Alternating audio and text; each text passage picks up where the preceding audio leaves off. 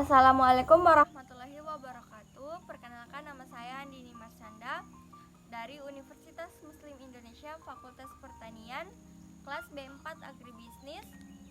Di sini saya akan memaparkan praktek lapang manajemen agribisnis komoditi tanaman nilam. Terletak di Desa Wakai, Kabupaten Tojono Una.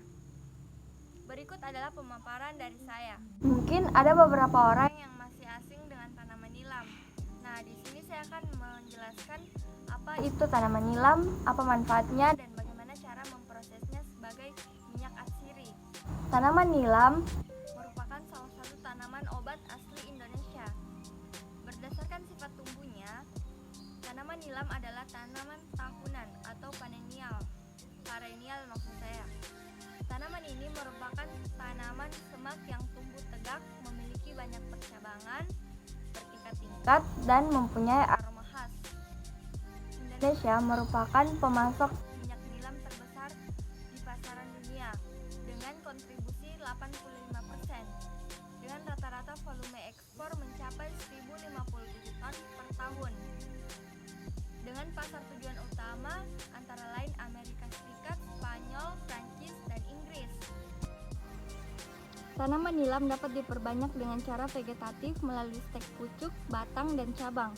Usaha menjamin produktivitas dan kualitas nilam bahan tanaman dipilih secara benar dan baik. Mutu bibit merupakan salah satu unsur yang menentukan keberhasilan budidaya. Bibit yang benar adalah bibit yang diambil dari kebun induk yang jelas varietasnya. Karakter tanaman pada kebun induk sama dengan deskripsi varietas tersebut. Murni tidak bercampur dengan jenis dan varietas lainnya. Baik artinya tanaman di kebun induk tersebut tumbuh dengan baik, sehat, tidak terserang penyakit, dan tidak ada gejala kekurangan unsur hara. Pengolahan lahannya yaitu: pertama, lahan dibersihkan dari jenis rumput-rumputan, kayu-kayuan, dan semak belukar. Kedua, tanah yang dicangkul atau dibajak serta digaruk. Tiga, buat parit-parit pembuangan air lebar 30-40 cm dan dalamnya 50 cm. Jarak tanaman pada dataran rendah yang tanahnya subur 100 x 100 cm. Tanah yang kandungan liatnya tinggi 50 x 100 cm. Selanjutnya cara penanamannya. Kalau secara tidak langsung, bibit stek dicabut dari persemaian umur 3-4 minggu. Bila akar terlalu panjang, sebaiknya dipotong supaya tidak mudah terserang busuk akar.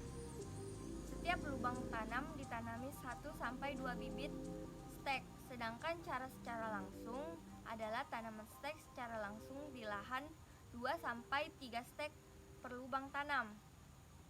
Selanjutnya, pemupukan. Pemupukan dilakukan dengan cara melingkar di sekeliling pangkal tanaman. Selanjutnya, penyulaman dilakukan 1 bulan setelah tanam untuk mengganti tanaman yang mati atau kurang normal. Selanjutnya, untuk penyiangan dilakukan 2 bulan setelah atau saat tanaman mencapai tinggi 20-30 cm dan cabang bertingkat dengan radius 20 cm.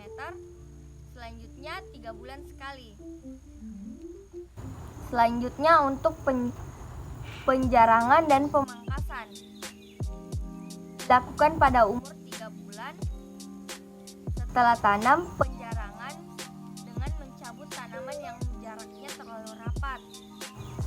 Pembubunan dilakukan setelah panen. Cabang-cabang yang ditinggalkan setelah panen dan letaknya dekat dengan tanah ditimbun di dekat ujungnya setinggi 10-15 cm. Pertama, panen dapat dilakukan pada umur 6-8 bulan setelah tanam. Kedua, semua bagian tanaman nilam yaitu akar, batang, cabang, dan daun mengandung minyak atsiri. Tiga, yaitu panen pertama.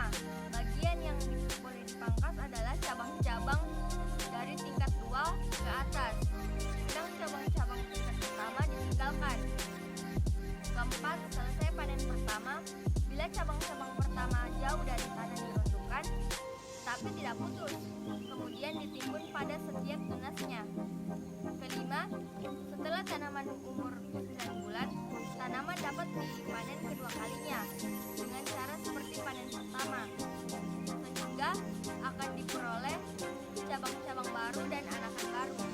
Keenam, proses pemanenan daun nilam dipotong-potong 3-5 cm, kemudian dijemur di bawah sinar matahari sampai kadar air 15 cm, 15% maksud saya. Kemudian step terakhir adalah penyulingan pada tanaman nilam, yaitu penyulingan di suhu daun nilam yang telah dijemur yang sudah kering dimasukkan dalam ketel berisi air dan dipanasi. Lalu dari ketel akan keluar uap, kemudian dialirkan lewat pipa yang terhubung dengan kondensor atau pendingin. Uap berubah menjadi air. Air yang sesungguhnya merupakan campuran air dan minyak. Itu akan menetes di ujung pipa dan ditampung dalam wadah. Terakhir dilakukan proses pemisahan sehingga diperoleh minyak nilam murni.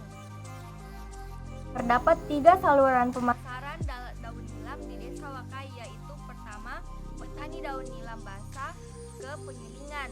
Kedua, petani daun nilam basah ke pedagang pengumpul daun lalu ke penyuling. Ketiga, petani daun nilam kering lalu ke penyuling. Sedangkan pola saluran pemasaran minyak nilam di Kabupaten Tojo Una adalah pertama penyuling, lalu ke pedagang besar atau eksportir minyak nilam.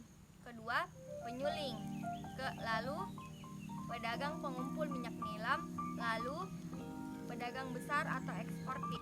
Baik, itulah praktek lapang manajemen agribisnis komoditi tanaman nilam dari saya.